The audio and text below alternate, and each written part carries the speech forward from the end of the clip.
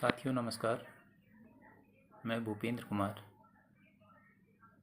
Social activist. आज एक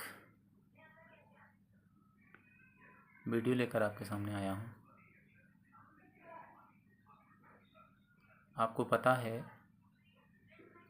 लगभग पिछले 18-20 दिन से सोनम वांगचुक जो छात्रों के युवाओं के भविष्य के लिए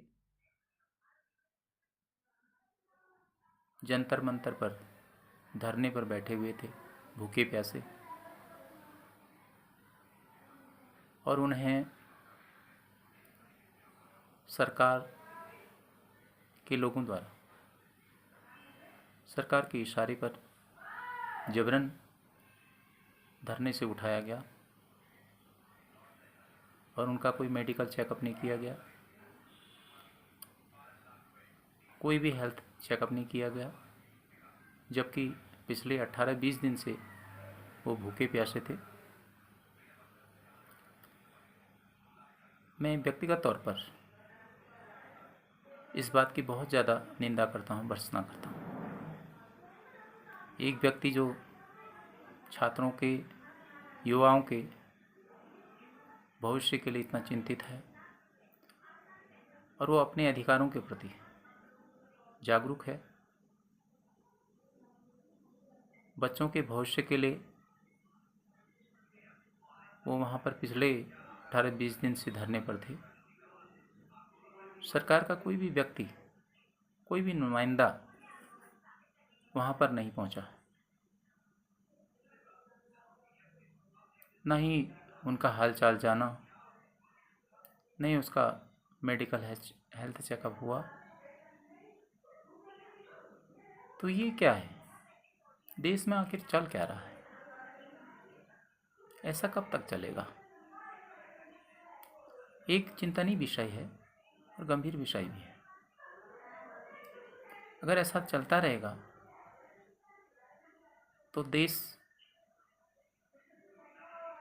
तरक्की कभी नहीं कर सकता, देश का भविष्य नहीं बन सकता।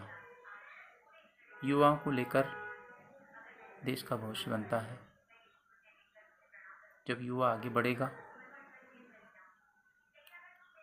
जब युवा साइंटिस्ट बनेगा, इंजीनियर बनेगा, डॉक्टर बनेगा,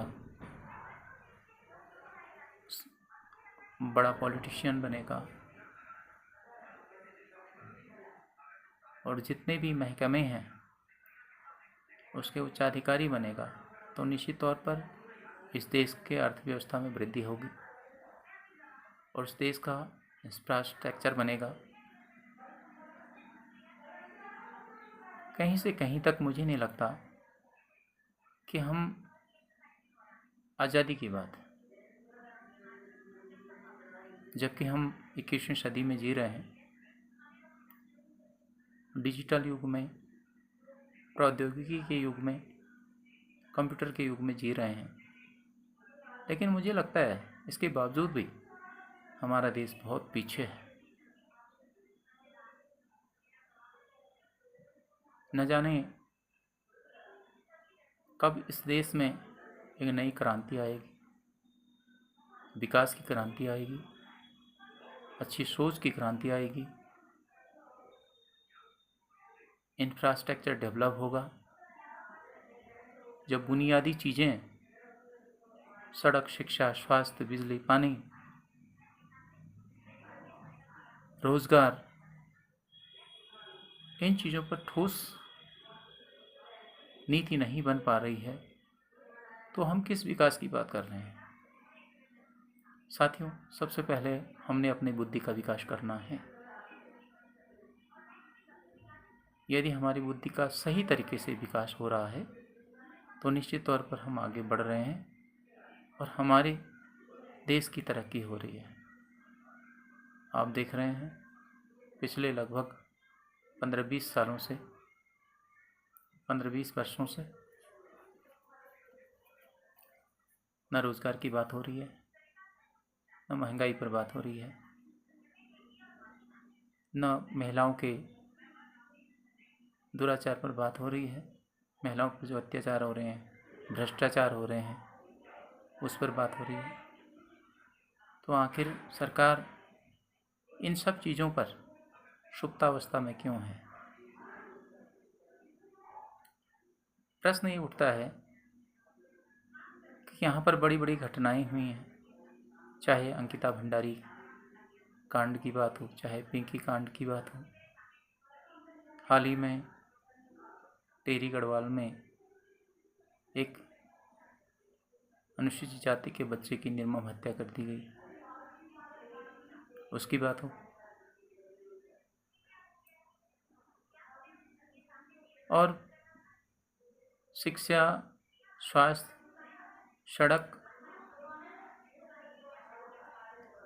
जैसी महत्वपूर्ण चीज़ों पर तो बात ही नहीं होती।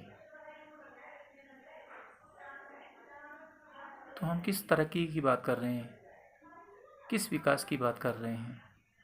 हम सरकार से सीधे सवाल पूछना चाहते हैं कि हमें कुछ मत दीजिए, हमें अच्छा स्वास्थ्य चाहिए, हमें अच्छे हॉस्पिटल दे दीजिए, हमें अच्छे डॉक्टर्स दे दीजिए, हमें अच्छे स्कूल दीजिए। आप देख रहे हैं कि लगभग 2000 से ज़्यादा स्कूल बंद हो चुके हैं, सरकारी स्कूल। तो आप शिक्षा के बारे में क्या कर रहे हैं? शिक्षा पर आप क्या कदम उठा रहे हैं?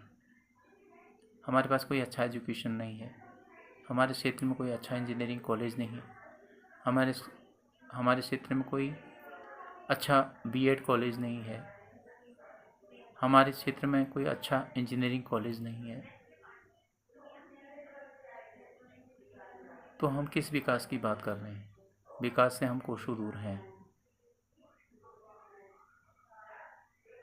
तो मैं आप सबसे कहना चाहूँगा, यदि विकास करना है तो सबसे पहले अपने से शुरुआत कीजिए, अपने परिवार से, गांव से, पड़ोस से शुरुआत कीजिए। और सबसे पहले अपने बुद्धि का विकास कीजिए और अपनी बुद्धि और विवेक को सही दिशा दीजिए, सही सोच दीजिए। तभी इस देश का भविष्य संवरेगा और इस प्रदेश का भविष्य संवरेगा। धन्यवाद।